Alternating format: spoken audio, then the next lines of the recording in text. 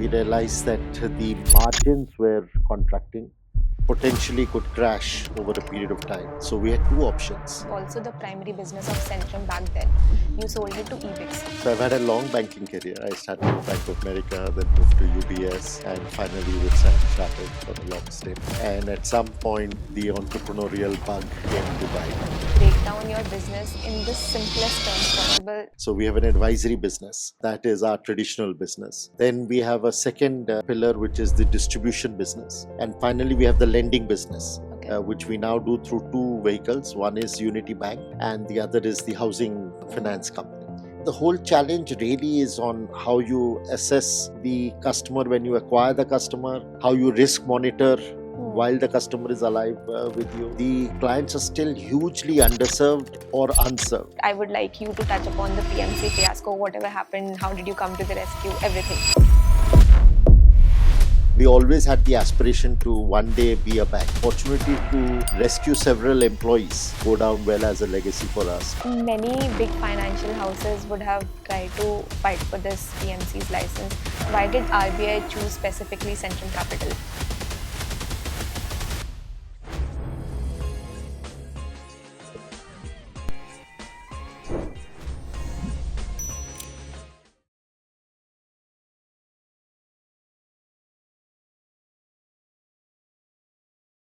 Hi everyone. In the past, we have interviewed quite a few companies in the banking sector, but most of them were expert in providing niche services like banking. Most of them were NBFCs. But today, we are interviewing a company who provides wide spectrum of financial services. They are deep into the financial sector. Portfolio management, wealth management, insurance, housing, you name it, they do it.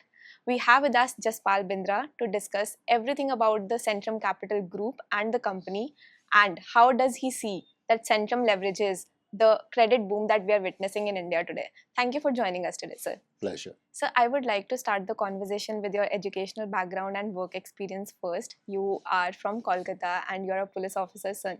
So how and when did you realize that you have an inclination towards financing and banking? So post my graduation, I did my chartered accountancy and then an MBA, and the foreign banks came to campus, and it seemed like an appealing offer to join, and that's how I got into banking. Okay. Without any predetermined sort of choice. Hmm. But since then, I've stayed in banking. So, you have worked at Standard Chartered Bank. You were a CEO handling the Asia Pacific region. So, what led you to leaving that firm and finally joining Centrum Capital as a CEO? So I've had a long banking career. I started with Bank of America, then moved to UBS, and finally with Standard Chartered for a long stint. And at some point, the entrepreneurial bug came to bite. But it wasn't entirely that. There was also circumstantial desire to move back to India for the sake of family. And so I think the both combined together to make this choice on Centrum. Okay. So when you joined Centrum Group, the Forex business, that was also the primary business of Centrum back then. You sold it to Ebix. What was the gap that you realized that led to this decision? So the foreign exchange business was a very good business for Centrum. It had been built from scratch by the founder, Chandir Gadwani. And it was, like I said, a growing, profitable business.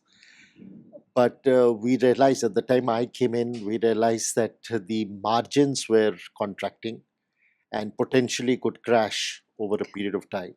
So we had two options. One was to reallocate capital by monetizing the forex business and putting it elsewhere.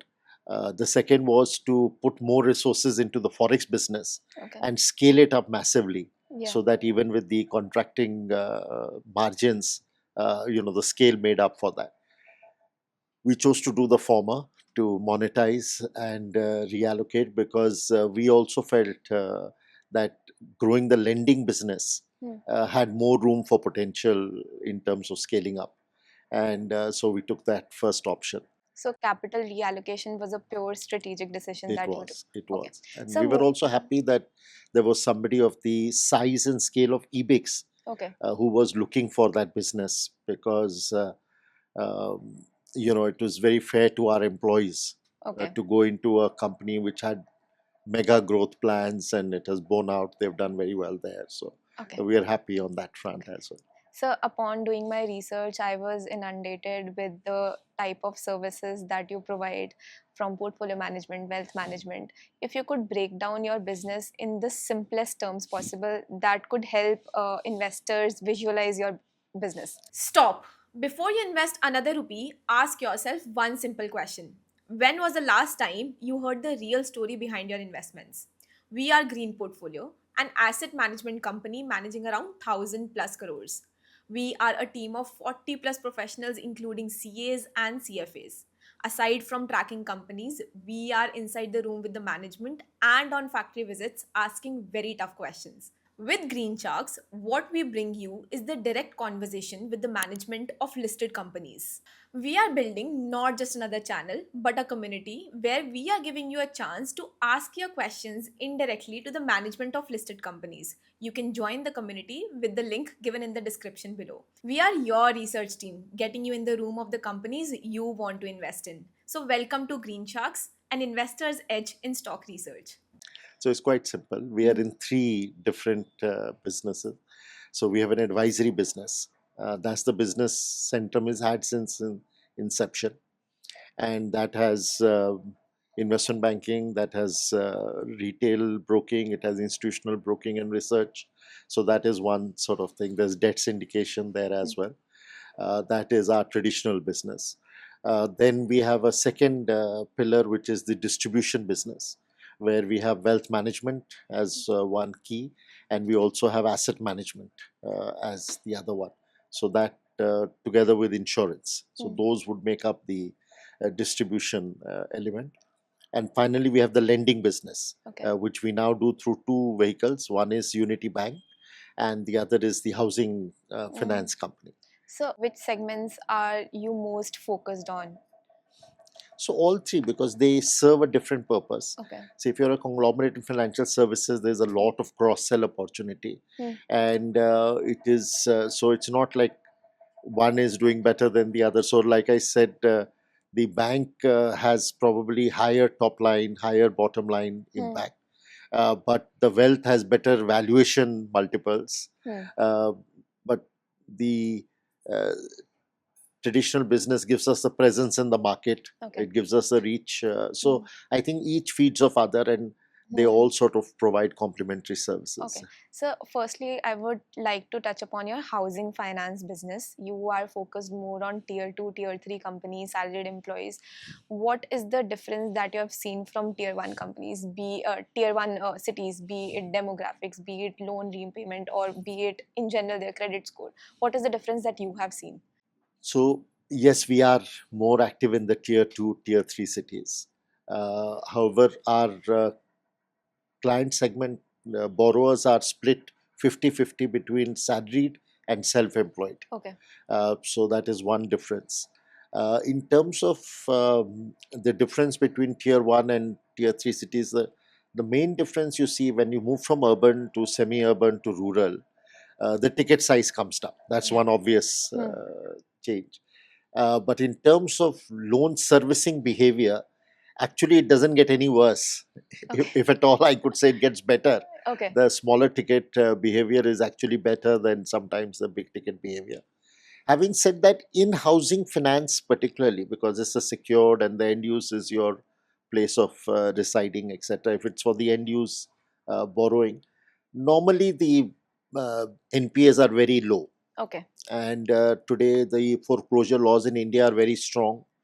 So even if there is delayed payment, etc., there is a strong pressure point on foreclosure. So eventually the net recovery is quite good actually. Okay, so I would like to mention that there was a very renowned financial creator on LinkedIn who posted that 70 lakh per annum in India is middle class today, because if you deduct the taxes and all and you pay home loan of 1.4 EMI, there's nothing left to you. So how do you reduce the NPAs in these sectors? So actually, it varies from sector to sector. So there is the unsecured where the dynamics are very different. In the unsecured sector, by geography, the dynamics are very different in Hmm. India. There are states which are far more conservative, and the clientele has better honor system to Hmm. repay, etc. And there are other states which are different. But the whole challenge really is on how you assess the customer when you acquire the customer, how you risk monitor Hmm. while the customer is alive with you, active with you, and thirdly also collection Hmm. mechanism. How strong is your collection mechanism? Because there will be times that people fall short, they miss a payment or they miss a month or a quarter, and then you've got to sort of Okay. work on getting them back into the flow. Oh, So I think it's a skill of its own, okay. and it becomes more challenging sometimes because in many businesses the independent data sources are limited. Hmm. So yes, you have one CIBIL score, but outside of that, there is not much data. Okay. Unlike corporates, where you get a lot of research, you get big houses doing analyst reports, Hmm. etc. The other thing is that most of the like MSME, SME type businesses, they are producing very tax friendly financials. Hmm. So you don't know really the net story is coming out from there or not. Hmm. So I think that sort of adds to the challenge. Okay. But you have to work through that. I mean, that's just the Hmm. reality of the market. So, as a company, you are focused more on tier 2, tier 3 companies, and every other banking company is realizing that there is a lot of value that can be unlocked in these areas. So, how is your loan book different from other big financial houses? See, uh, for a long time, it was not possible to do uh, the tier 3, tier 4 cities, not for any other reason, Hmm. but the ticket sizes were so small that it wasn't financially feasible to make any money out of doing that transaction.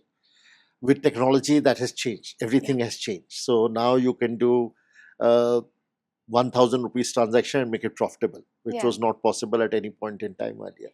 So I think that has opened up the horizon. Okay. In our case, it was logical to choose the less penetrated markets and segments because we're a latecomer in Hmm. the lending business. Okay. So it was more driven out of a strategic Hmm. uh, possibility or gap Hmm. because in the markets that we operate, the clients are still hugely underserved or unserved. Okay.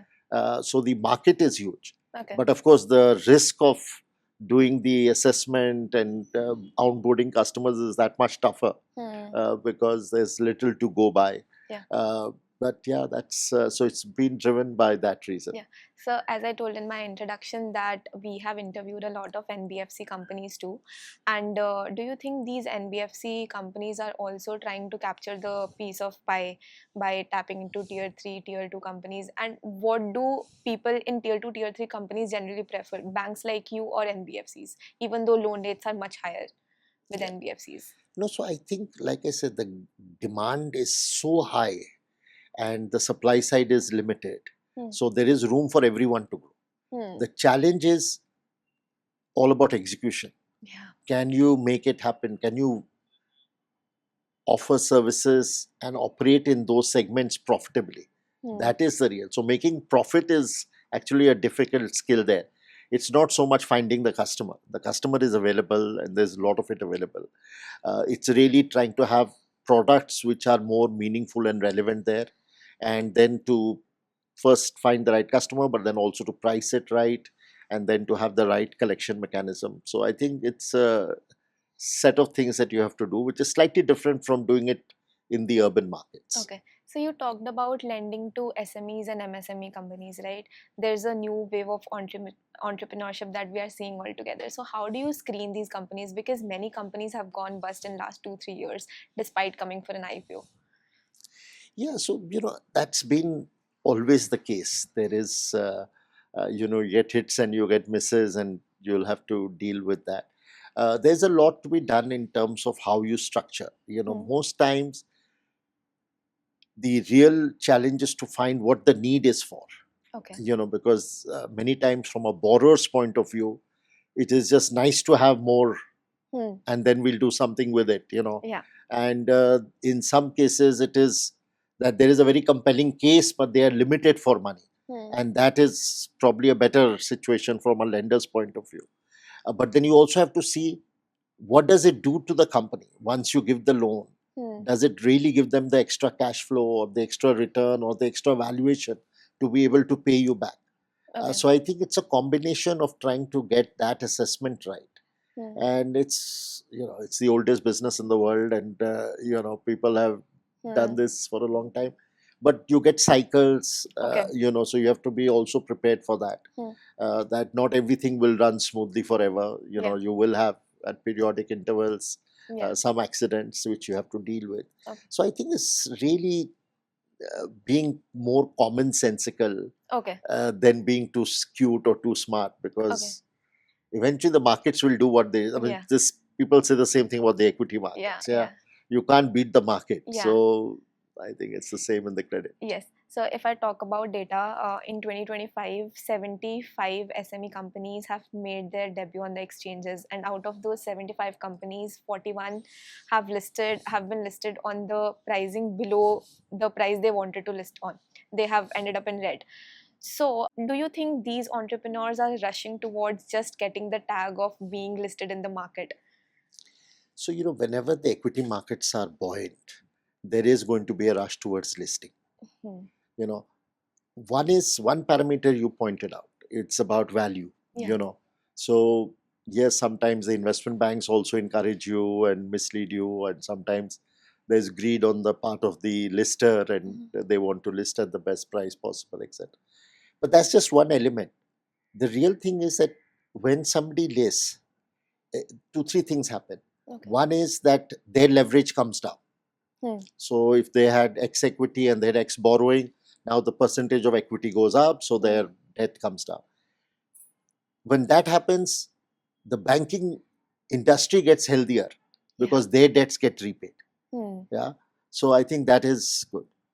And also from a savings potential for the layman who's a saver, he has more opportunity to invest in equity, which is more productive than just leaving it in Yeah.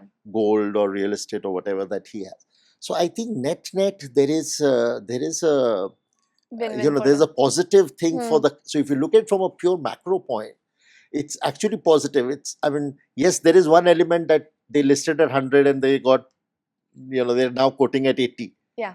But that's a judgment you make in equity all the time. Even if it goes up and opens Hmm. at 120, it could always go back to 80 a Hmm. year later if the company doesn't do well. Yeah. But that cannot be the only measure. I think for people to list has tremendous benefits for the overall financial system of the country. Okay. So you talked about when any SME company gets listed, even banks get the share of the pie because they might have taken Correct. loans from the bank. So coming to the main question, you provide banking services, you provide lending services, but at the same time you provide IB services too, that is investment banking. So let's say there's a SME company and you have provided loan to them and you are providing IB services to them to lead them through IPO journey. So is there not a conflict of interest here? No, actually, honestly, it's more cross-selling for us. We very much uh, value customers who we lend to, who graduate to the stage where they can get listed, etc. And obviously we then try to push our investment banking services there as well. But we see that as a progressive positive cross sell opportunity. Okay. In fact, between all our businesses, the distribution businesses, the lending businesses, and the advisory businesses, we continually have opportunities to cross sell with each other. Okay. And it's something we did very successfully in Standard Chartered as well. Okay. And within the limited framework we have here, we try to do as much of it as well. So we have a community where we have hardcore analysts who Mm. keep tracking your companies. Oh. So we put a form there that we are interviewing this company. If you have any questions for the promoter, do let us know. So there was this question regarding PMC Unity Bank, but I would like you to touch upon the PMC fiasco. Whatever happened, how did you come to the rescue? Everything. Sure. So, the PMC fiasco happened before we got involved in it. But the if we go back in time, as Centrum, we always had, once we got into the lending business through our NBFCs, we always had the aspiration to one day be a bank. Yeah. That was the end game. But as you know, the bank licenses are so rare in India that one didn't know how and when it would come about. So when the PMC opportunity arrived, it was a very obvious one for us Okay. because it gave us a bank license, which was very welcome. But it also gave us the opportunity to have a national franchise for deposit taking. So for scaling up the business, that was a big ask. And so now to have a deposit license where we can scale up much quicker than we would have done as an NBFC was a big benefit. Thirdly, I think it gave us the opportunity to rescue several employees Yeah. because they would have been, the bank would have liquidated. That was the alternative. And we felt that these were very talented people who we could benefit from. And anyway, we were starting a bank from scratch, so we needed to hire the people. So it was a win-win. And finally, I think the depositors as well. I think we rescued the depositors. Hopefully, it will go down well as a legacy for us because the depositors would have got a liquidation number of 5 lakhs.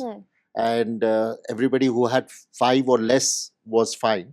And that was the bulk of 90% of but the 10% who in value terms had about 60-70% of the deposit would have only got 5 lakhs and would have been much poorer. Now they're going to get everything they had, but over a staggered period of time. So we felt that, it felt good in the heart, it felt good in the soul, it made strategic sense to have a bank. It gave us the selfish deposit license to grow faster. So it was a very obvious, I think it came during COVID, but it was a blessing, I think, that we had the opportunity. So, many big financial houses would have tried to fight for this PMC's license. Why did RBI choose specifically Centrum Capital? You will have to ask the RBI that. How did you position yourself?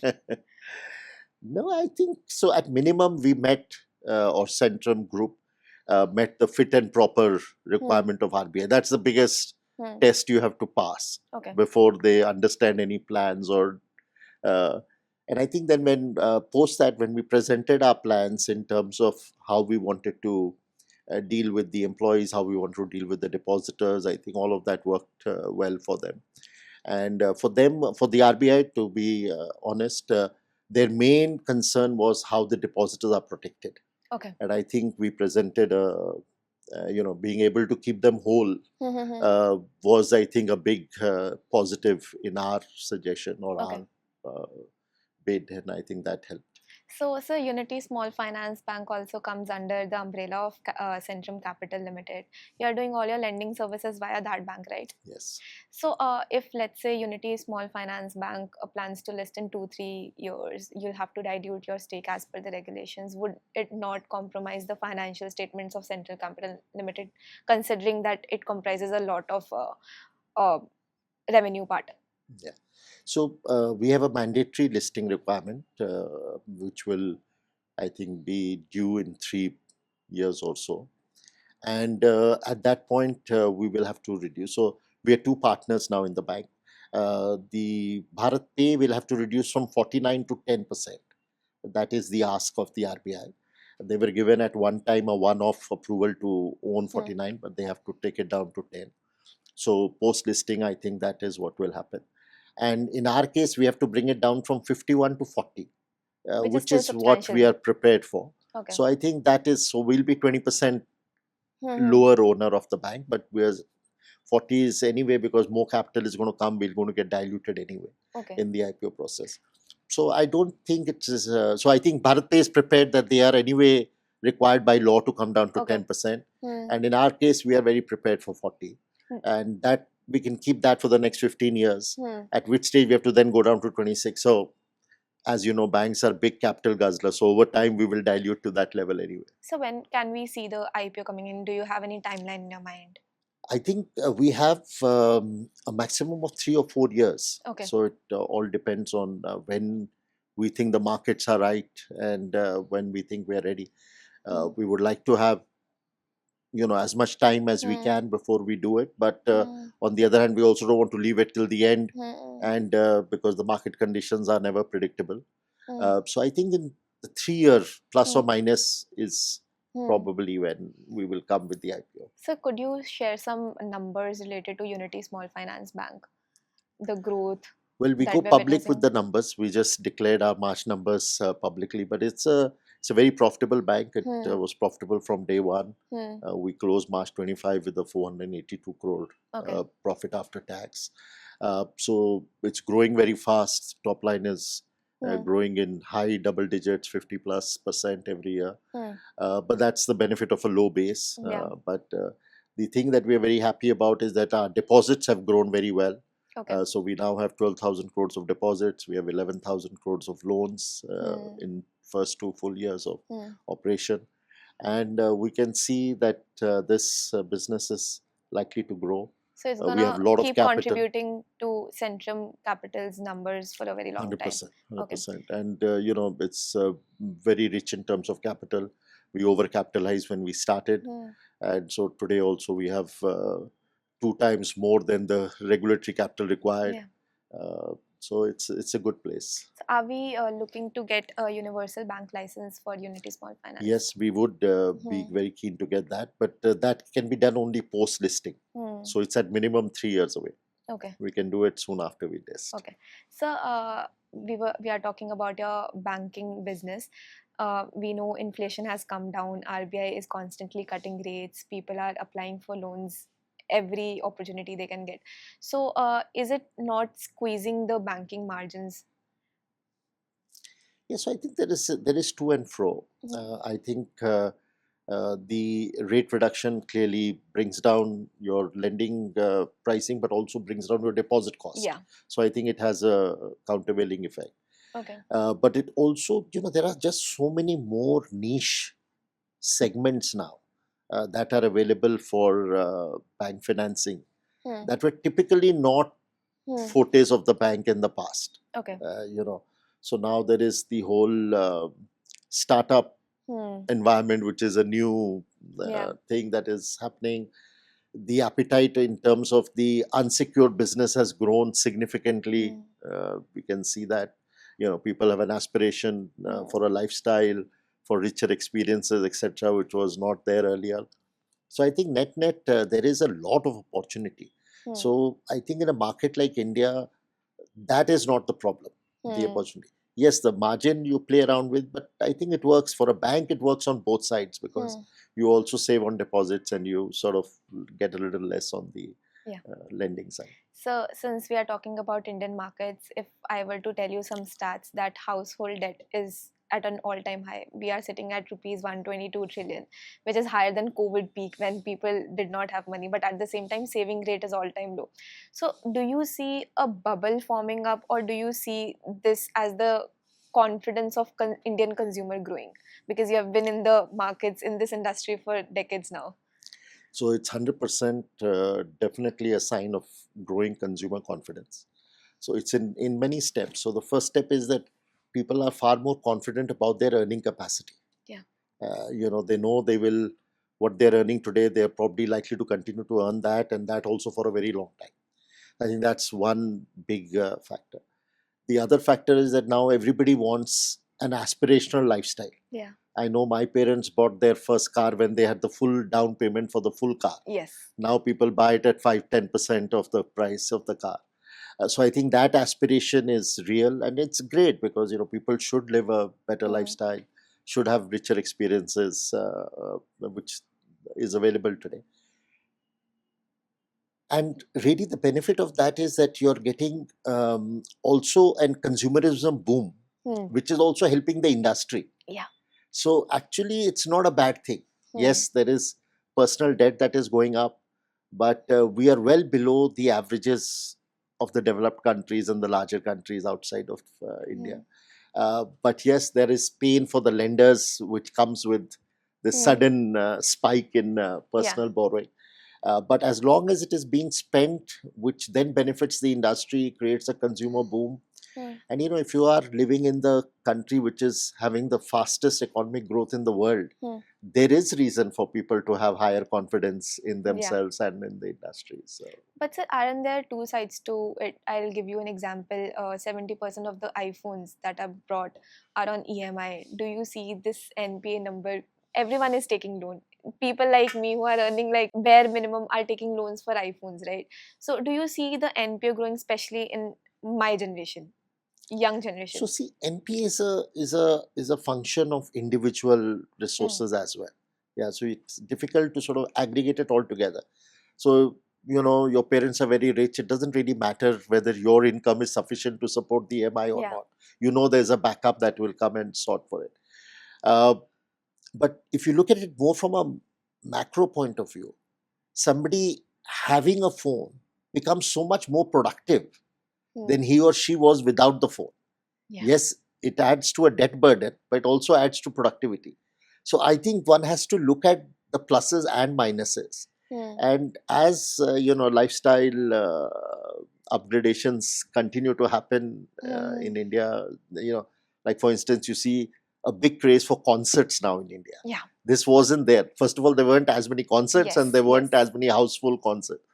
But this is a good thing because there is a whole ecosystem of MSMEs, SMEs who benefit Hmm. every time there's a live event like that. Yeah. Yes, but somebody pays out of disposable income, and Hmm. that goes away. But that is how general booms are created, and Hmm. that's how lifestyle. And now that we are moving per capita income up, Yeah. and our per capita income is actually deceptive because there is a certain number of people who are still well below real spending limit kind of Yeah. behavior. And so if you divide it by, even instead of dividing by 140 crore, if you divide by 100 crore, say for Yes. instance, then the per capita income has already reached a pivot point. Wow. From here, where people now don't have to see, don't have to start seeing the menu from the right side. Yes. They can see what they want and then see, oh, yeah, okay, maybe it's all right, and then Hmm. order it. But there was a time Hmm. when we were all growing up where we first saw the right side and said, okay, my barrier is 50 rupees. Now within 50, then I see, Okay. okay, there are three things left. I'll pick one of the three. Okay. So I think that change is happening. So there is going to be that. And I think it's a very positive, and it's happened around the world. I mean, we've seen it happen in the Far East. We've seen it happen. I mean, in our lifetimes, we've seen it happen in the Far East. Of course, it happened in the West much earlier. So I think that I think is a very good thing. Yeah, so you're absolutely right. We have seen not just alternative asset classes like real estate, gold, traditional classes. We are seeing a boom in equity markets too. That brings me to your wealth management division. So you're managing around 40,000 crores as of now. Yeah. So, sir, have you seen a change in the behavior how Indian markets react, especially to the buying and selling of FIIs and DIIs? Do you think that we are becoming more and more independent of FIIs and more dependent on DIIs? Yeah. So earlier we needed the FIIs to rescue the markets Yes. and to keep it, stable and growing. Now we need the FI for the booms only. Yeah. The stability and maintenance of the markets, the DI is enough. So I think that's a big difference. And you're seeing it in the SIP. Every month it's a growing number. So this is a real household saving coming straight into equity and aggregating to a big number, but coming in small tickets. So I think this whole thing of equitization is a big thing. A lot of wealth. If you look at the last 100 years, I think the single asset class that has outperformed any other class of asset is equities. So clearly, it's the right place to be. If you're young, it's definitely the right place to be. If you're middle age, it's still the right place to be. Even if you're old, because if you look at a 10-year cycle, you look at a 30-year, you look at a 50-year, it outdoes gold, it outdoes real estate, it outdoes every other class. So I think it's a very good thing. But for a long time, India had a very small percentage of its population Yeah. active in equity markets. And I think that number is growing, that base is getting bigger. Mm. And I hope it will continue to grow bigger and Okay. bigger. Yeah. So do you And have that in helps the wealth, of course. okay. So do you have in-house fund management team for this wealth management division of yours? Yes, Okay. yes, we do. Okay. And since you must be managing HNIs, ultra HNIs, family offices, the price volatility that we are seeing in equity markets, do you see people refraining from equity markets or investing more in these? So I think there is a mix of client behavior, because some are just wanting to preserve wealth, some are wanting to multiply wealth. So there's a different Hmm. approach by those people. But also at times is different. When markets are good, people want to do more in equity. Hmm. When markets retract, then they get very nervous about Hmm. it and they want to go to fixed income. So I think Hmm. it's a very human thing. We Hmm. all sort of We have behave. seen an abundant amount of growth in the number of family offices. So, this brings me to your brokering business. Competition is very high in this division. So, how do you position yourself? Do you see this segment actually growing? So it's a business that we've been from start Hmm. in. We, if you ask just for Centrum, uh, we want to be very omnipresent Hmm. in both retail broking as well as in institutional broking and research. And I'll tell you why. Yes, there is consolidation and all that we Hmm. hear. There is the small time brokers are finding it difficult Yeah. because they were, dependent on margins which have disappeared, etc. But we think, just if you just make it again, take a very commonsensical approach.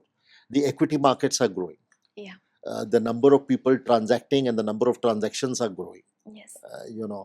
The demand for people moving out of other assets into equity is very large, and the need for guidance and for research is also growing. Hmm. So you put all this together, the business case makes for itself. Okay. Yes, the margins are Hmm. contracting, there's a lot more competition out there, there is consolidation, all of that will happen. But we think it's a very Hmm. fertile ground to remain in, and we Hmm. would definitely want to grow. So, I think we have touched upon all the macros and micros, but I would come to a very important question. When I was going through your financial statements, there's a substantial amount of debt, and that has led to a lot of interest cost in your financial numbers. So, what is your plan towards net positivity? So I think, it'll be fair for me to say that uh, first I accept that we've had uh, last few years have been years where we have expanded a lot of new businesses and added a lot of debt, and that debt has grown Hmm. because the businesses were subscale at a point in time and they are just arriving right now. But I think it's fair for me to say that from this year onwards, our expectation is that we'll be on a console level profitable Okay. and sustainably so hereafter. Hmm. And I say that because there's going to be two things happening. There's going to be first the organic growth in the businesses we are in, whether it's the bank, whether it's the wealth, broking, etc. But also because we are doing some strong measures to reduce our debt Okay. significantly. So Okay. we're raising equity in the Centrum Capital listed company. Hmm. Promoters ourselves, we are putting in 200 crores into the equity of the listed company. We are also going to raise from third party, Hmm. but we are also doing some other monetizations Hmm. which will help us reduce the debt significantly. So I think it's going to be a turning point for the group. I think Hmm. we hope to uh, meet with the expectations of your Yeah. audience, and we look forward to a re-rating on the Okay. stock as well. So, it could be an irrelevant question. You have worked as a CEO at Standard Chartered Bank, which is a global firm. Have you seen any cultural difference between how Indians work and how people globally work? Will the Indians work harder? Okay. They work longer. The Indians actually have uh, two differentiating issues.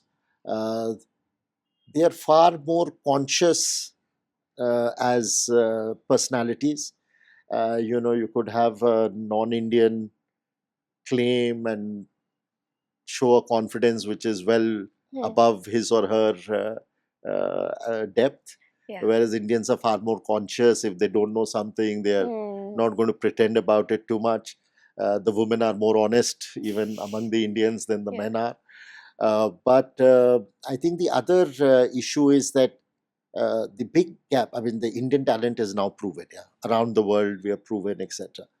The one thing I feel that many Fortune 500 companies now have Indian leaders at the top. Yeah, that number should have been many times more. The Indians are still failing to take and bid for the leadership spot. Okay. They are very happy to be in the very senior management, but to be the leader, I think there's a lot of room for Indians, and because just our education system makes us very intelligent, but also the adaptability. Yeah. That Indians go through. Whether you learn the adaptability from your joint family, or you learn it from you being a child of a transferable. Your parent being in transferable, you go to different states, live in different cities, or whatever it takes. But somehow I think there is a strength in the Indian personality, which is very good. But I think over time you'll see much more. Okay. At the end, we are 1/7 of the world's population. Yeah. There is no reason for us not to be visible in that fashion. Yeah. That's good to know, sir. Coming to the last question, what is your vision for the Central Group and Central Capital Limited? How do you see it growing? So I said one metric I mentioned to you is that we will be profitable this year and hopefully ever so thereafter. But in terms of size and growth, I think, all three pillars that we talked about, I think the bank has room to keep growing. It will get listed at some point. I think the wealth has similar potential to keep growing, and it will get listed at some time. We now have in wealth, we are nearing 45,000 crores in AUM. We have 130 RMs. We are in 19 cities. That expansion can continue. Okay. And that is a business also we hope to list at a future date, not too far away. And I think like we talked about the equity, etc. So from a scale, will be a bigger operation. I feel we in the bank we already have 200 branches. I could easily see that being 300-400 branches. So I think we'll be bigger, we'll be profitable, and hopefully our colleagues in the companies will be happier. Okay. Thank you so much, sir. Thank you for joining today. I hope we answered almost all the questions of investors.